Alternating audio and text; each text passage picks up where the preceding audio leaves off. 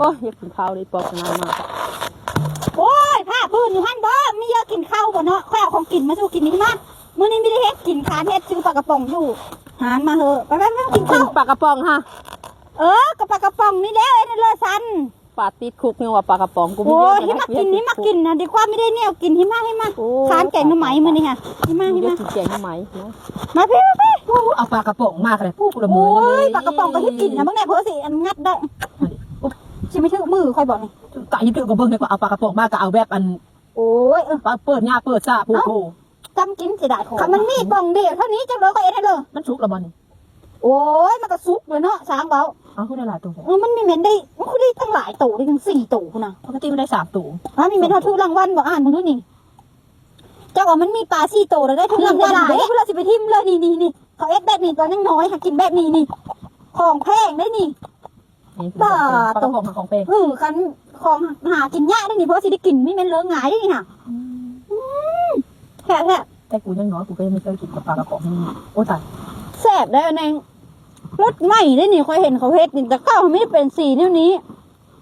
มันคือจม โอ้ย มันหน้าพอบอก ก็แบบนี้ได้แบบใหม่ของเสื้อมันหน้าเพราะมันจะมีไปปรุงไปบิงให้กิน แม่นบอก เจอกิน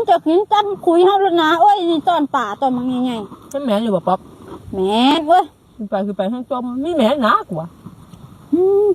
คำเขาเสื้อมันหน้าเฮ้อแล้วเขาย้ายมันข้าวเขาก็เอามันหน้าเสื้อ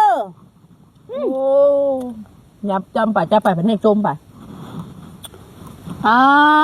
ต๊ะก็แบบนี้เนี่ยมันแซ่บนี่ค่อยมักรสชาติแบบนี้เนี่ยส้มๆเนี่ยจังเนาะขึ้นมากระสิตู้ๆเนี่ยคือปลาแดะหามันแซ่บแล้ว กูเริ่มไม่แน่เจอแล้วกูว่ามันต้องเบิดอายุแน่นอนกูว่า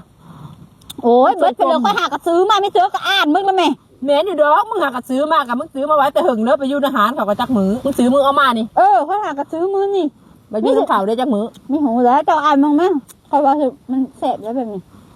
ชม ปี2024ป๊อปอันนี้เท่าเลยแล้วนี่ 2026 โอ้ยเบิดมาปีนึงเลยปีห้ามึงเลย เอาเว้าไปก็หากระซื้อมานี่อีหลีใหญ่ โอ้ยโหดเลยมา ป้าหาต่ำมันนี่ซื้อป่าเบิดอายุมาขาย ซื้อมากับบังกูจะเจ็บร้อนจะตายเห็นจากบ้านว่าเด็ก ข้าก็ไม่หูนะข้ากระยานเจ้าหิวข้าวเนาะข้าก็ไม่ได้เฮ็ดกินก็ซื้อเอามาแล้วนะข้าก็ไม่ได้เบิ่งเนาะยานจะเยอะข้าวแห้ง คิวกับอีบ่ดิพ่อมีเบิ่งบอลเบิดอายุแน่บ่ ก็มันจะเสียดายเนี่ย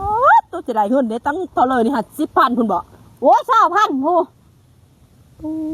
กระบาดชีวิตมึงเด้ โอ้ยตามหาเนาะ ไปหาแต่รับแต่ว่านี่เนาะเห็นมึงไปซื้อหานเพิ่น หาบักหานั่นเลย หานบักหานะบักหากินโหนี่เนาะมีมื่นตาบ่วันเบิดอายุมันหา ขายของเบิดอายุ บ้าน เลย นี่ ค่ะ นี่ได้บ่หนูมื่นตาบักหานี่ก็ราคายอะไร ข้อยก็ไม่ได้เบิ่งแล้ว ซื้อนี่ก็ไม่ได้เบิ่งมื่นหนูมื่นตาก้อนขายก็ไม่ได้เบิ่งยักมันขายเอาเงินเอาคำโพดซื่อนะมาหาแต่ดับนี่เนาะมึงเด้อยักกูเห็นหน้ามึง กิ เด้ น อ ข้าวละร้านนี่ กินเผาหานมึงกินกระคักดอกบักนี่เดี๋ยวกูเห็นเด้อ